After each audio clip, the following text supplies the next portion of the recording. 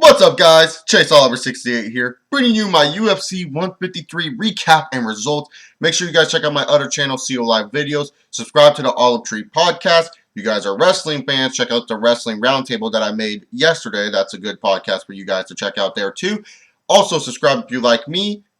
Like this video. Comment down below your thoughts on UFC 153, and follow me on Twitter. That's about it for the intro. Now let's get started with the event. UFC 153 took place in Rio de Janeiro, Brazil. And like the UFC cards and now Strikeforce cards too, there's been injury problems. And this card had injury problems galore. So first, the main event was supposed to be Jose Aldo versus some random featherweight. Who cares, because Jose Aldo would have beat him. Well, that random featherweight got injured. And Frankie Edgar stepped up to the table. So Frankie Edgar was going to get like his third title shot in a row. But then Jose Aldo said, I'm going to ride a motorcycle and get injured, and that led that fight to be canceled. Then a bunch of flipping around happened. Wagner Prado and Bill Davis 2 was put on this card, and then there was just more flipping around, and then, it seemed like, fuck, this card might have to get canceled again. But then Anderson Silva and Antonio Rodrigo Nogueira said, let's fight on this card. So they went on to fight respective fighters. Glover Teixeira, though, was supposed to fight Quinton Rampage Jackson, but Rampage was like, I don't want to fight this dude, so I have to pull out an excuse. And then Rashad Evans was asked, Rashad Evans was asked to fight Glover, and Rashad said, nah, too much time, I can't fight. Come on, Rashad, step up to the plate, butter. And then Fabricio Maldonado said, fuck it, I'll fight him. So pretty much there was a lot of changes to this card, but let's get started. As Damian Maia took on Rick Story in a welterweight battle, and Rick Story at first looked like, hey, I'm going to charge out Maia and hope I clip him. That didn't work out. Damian Maia pretty much took this fight to the ground after that, dominated the rest of the fight, and got his first submission win since 2009. Congratulations to Damian Maia. And like I said earlier, when I was talking about Damian Maia, I can't remember what event he was at, but I was talking about how earlier Damian Maia, I think it was 148 actually. I was talking about how Damian Maia will be a threat in the welterweight division due to the fact of how good he is on the ground. And if he just improved his striking, he will be a very big threat. I think it's time you put him up against one of the best welterweights, and you see if Damian Maia is ready for a welterweight title shot, because I really think that he is the second best welterweight right now. He is I know Condon and GSP, but you get what I'm saying. Just in contention-wise, he is one of the best. So, Damian Maia, congratulations to you. Rick Story, I guess your story's ended. I don't know. Okay fight. Nothing really too special. Mr. Wonderful, Bill Davis took on Wagner Prado in their rematch. It was number 2, and you guys are wondering, why are they having a rematch? What happened in the first fight? Was it good? No, what happened was that Phil Davis poked Wagner in the eye. This was a prelim fight. Phil Davis poked him in the eye. The fight got canceled because Wagner did not understand what the person was saying. Like, the person saying, can you fight? And Wagner didn't. It was like a communication error. And so the fight ended, and Wagner went, and pretty much that's why this fight was taking place again. But Bill Davis just outshined Wagner Prado. Wagner Prado, though, could take a beating, but this dude was just getting outclassed. It showed that he was too green right now to fight a fighter like Phil Davis. Phil Davis is an excellent fighter, the only fighter to beat Alexander Gustafsson in the UFC, I might add.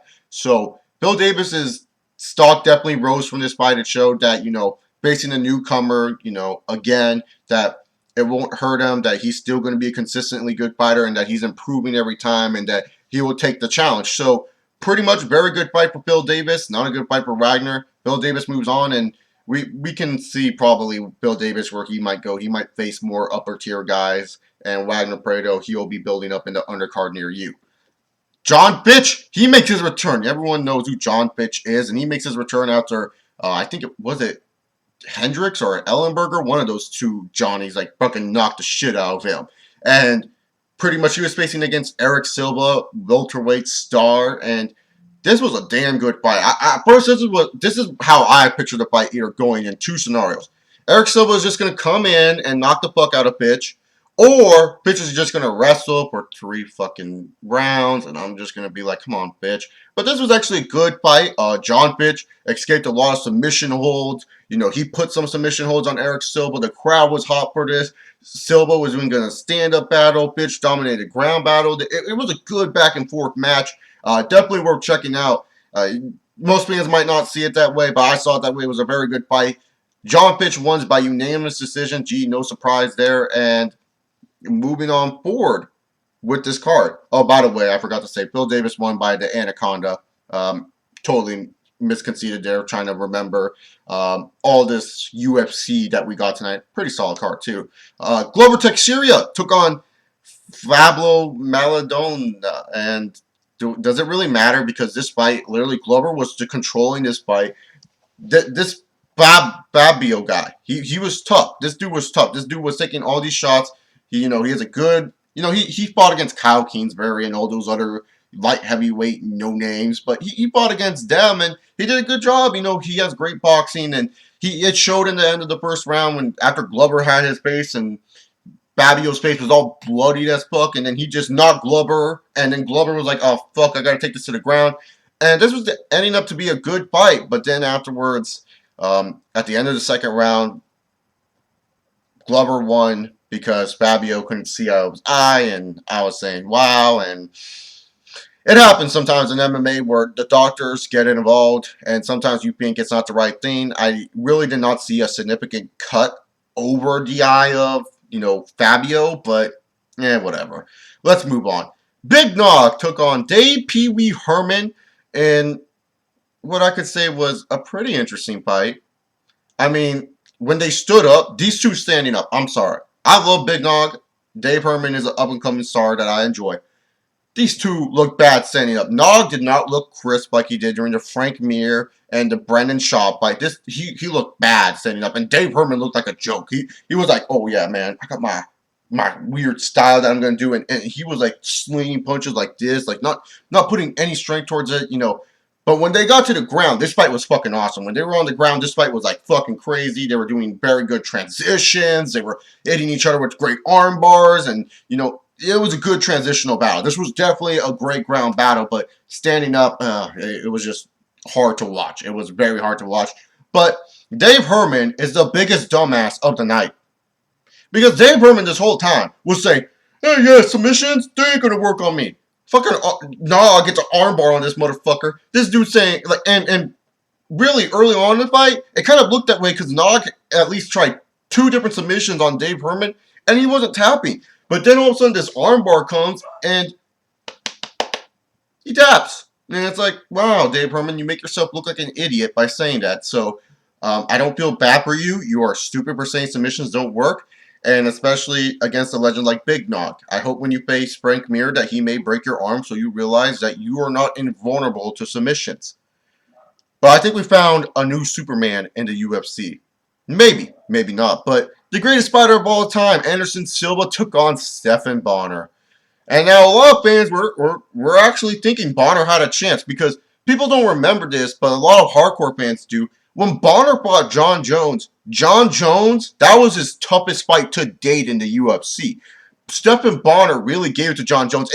And John Jones, he was doing the same shit that you see him done to Lyoto Machida, Rampage Jackson, Rashad Evans, Shogun Rua. He was doing the same exact shit. He may have had some few mechanic kinks, but he was doing the same exact shit. The spinning back elbows, he was the same exact fighter. And Stephan Bonnar really did a good job in keeping John Jones in check.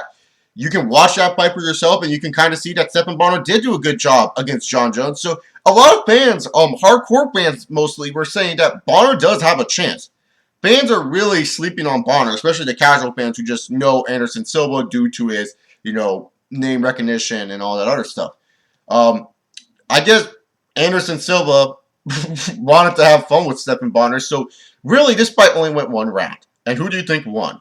Well, I'll go by it. Silva slips in the beginning of the round, and this leads to a little tie-up battle. And once the tie-up battle breaks, Anderson, Stephan Bonner's like, yeah, I'm ready to go, man. And then Silva's like, fuck that shit. He just lays back against the cage. He's just laying there back against the cage.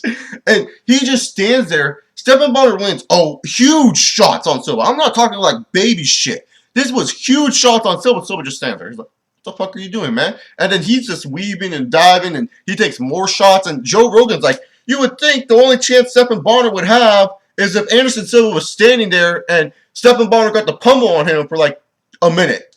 And that's what Stephan Bonnar literally just did. And Anderson Silva was not phased.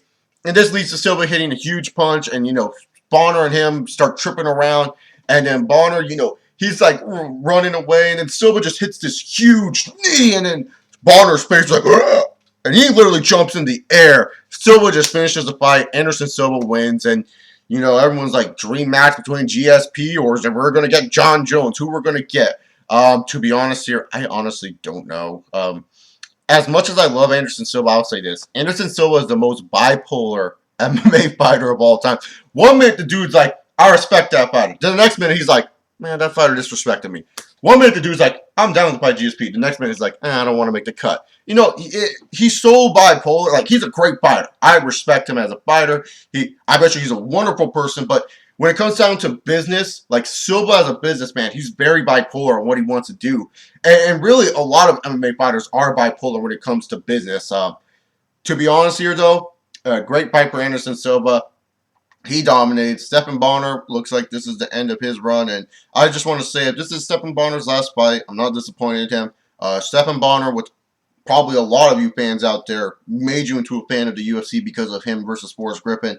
I've always respected the dude for always giving entertaining fights. The dude was always that one guy where if a card wasn't going well and you saw Stephan Bonnar, it didn't matter who the fuck he was facing. It could be a random no-name that you don't know. He would put up fight of the nights all the time. So I respect Stephan Bonnar. He's a very good analyst for the UFC, so I hope they keep him around. And yeah, pretty much that's all I got to say about Bonnar. So hopefully, if this is Bonnar's end to his career, you had a good career, Stephan, even if you didn't win a belt. But anyways, time to give out some awards. The fight of the night. This was actually a hard one, but I think I'm going to give it to John Fitch versus Eric Silva. This fight was very crazy, back and forth. It's not one of the top 10 best fights of MMA this year, but definitely go check it out if you haven't seen it. Submission of the night. Now, this is hard. This is really hard because Bill Davis hit a nasty anaconda. And then Damian Maia, he hit a sick rear naked choke. Like, this choke was fucking nasty. But really, to be honest, I just want to give this submission of the night to Nog. Mainly because Dave Herman's a dumbass and he said he wouldn't tap out. So, even though his submission did not look very vicious, I'm giving it to Big Nog tonight. But definitely Damian, Bill Davis, they deserve their props too. And the knockout of the night, giving it to Anderson Silva. Anderson Silva really just demolished Chael Sonnen. And I'm thinking back to July 4th. He really demolished Stephan Bonnar. Stephan Bonnar came in with a good game plan, but whatever. But that's it for UFC 153. Tell me what you guys thought about it. I thought it was a pretty solid show. Definitely, it's not worth to sit down, but there's a couple of fights that are fun to watch. Especially if you're a fan of Brazilian Jiu-Jitsu, this is a very good card for you.